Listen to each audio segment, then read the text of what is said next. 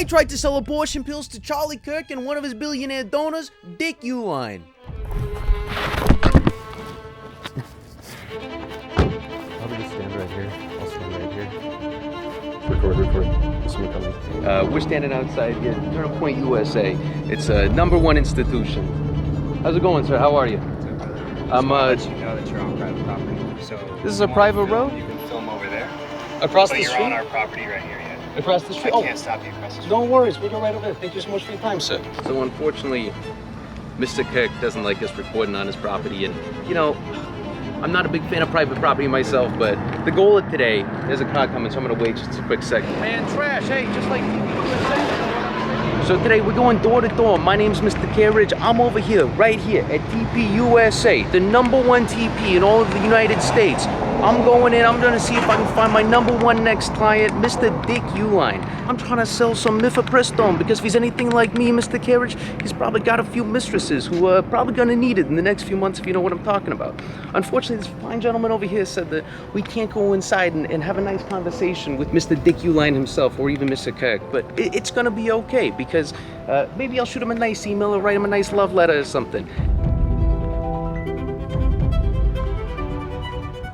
Now, security might have asked us to leave immediately, but I want this video to serve as a proposal to both Charlie and Dick.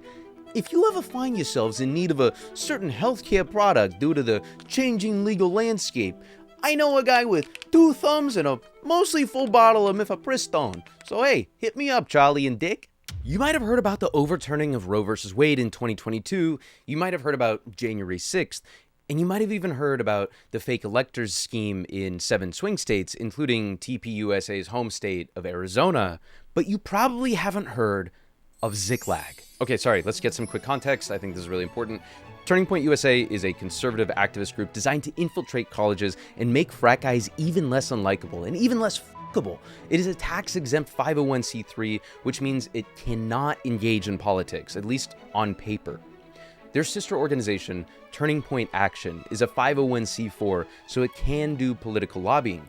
But both organizations' donor lists can remain private, just like how Charlie would probably prefer the sex offender list to remain confidential as well.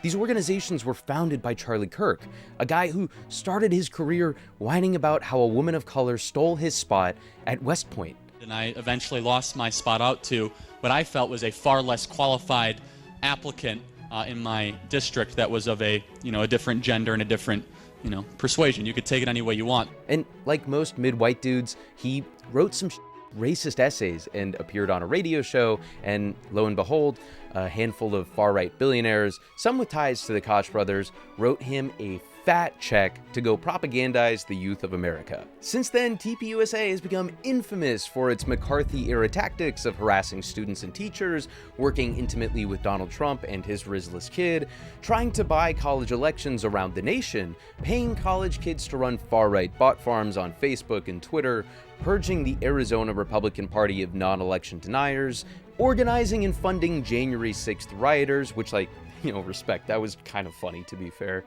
organizing the head of the RNC in Arizona and a Turning Point USA representative to literally just replace the people who cast the votes in the Electoral College to outright attempt to steal the election for Trump in 2020, insane, and working with the shadiest organization you've never heard of until right now, Ziklag.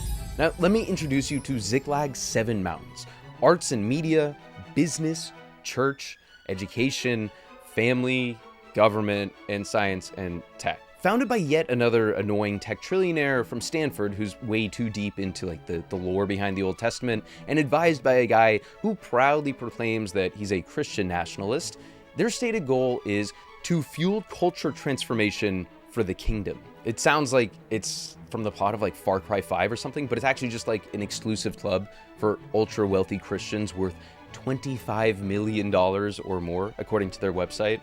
But hey, don't forget, it's easier for a camel to go through the eye of a needle than for a rich man not to need abortion pills for his unlucky mistresses due to an impending nationwide abortion ban. Hey, hit me up, Charlie and Dick, come on. Don't think I forgot about you. Actually, there's a good reason why I brought you up, Mr. Uihlein.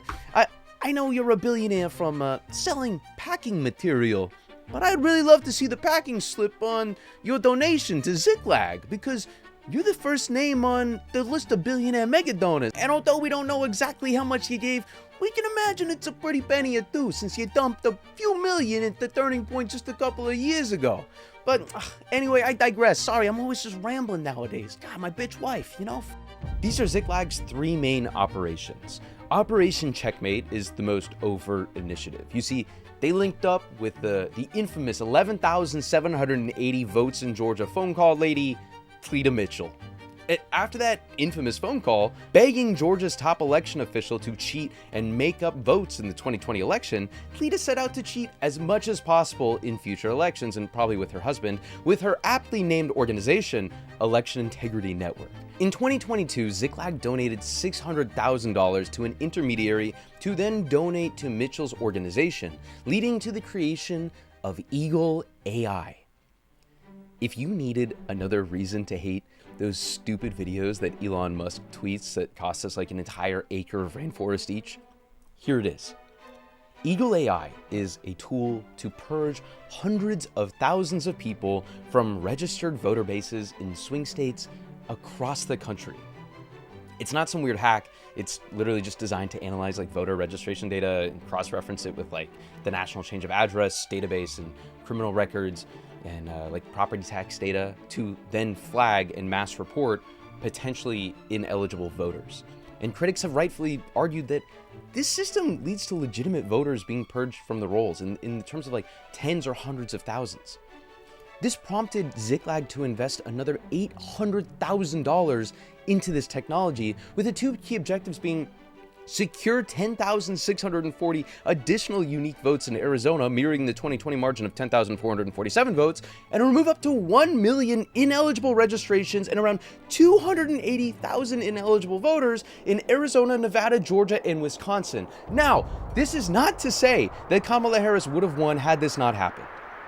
She ran a historically bad campaign, and while aiding and abetting a genocide, she sent a foreign agent to reprimand Muslims in Michigan the week before the election.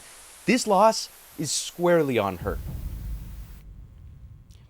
But I would venture to say Operation Watchtower pulled the neoliberal Dems even further to the right. That Christian nationalists from before openly said in a meeting that the libs had won on the homosexual issue, but that they were going all in on the trans issue. In a members-only video, they said their goal was to make parental rights the difference maker in the 2024 election. They also tried to fund ballot measures in 7 swing states to ban genital mutilation as a way of targeting trans people, but that didn't really go anywhere because I think people find it weird when you hyperfixate on their kids' genitals. Which brings us to Operation Steeplechase. It actually has nothing to do with the kids' genitals, but you know, I needed a segue somehow.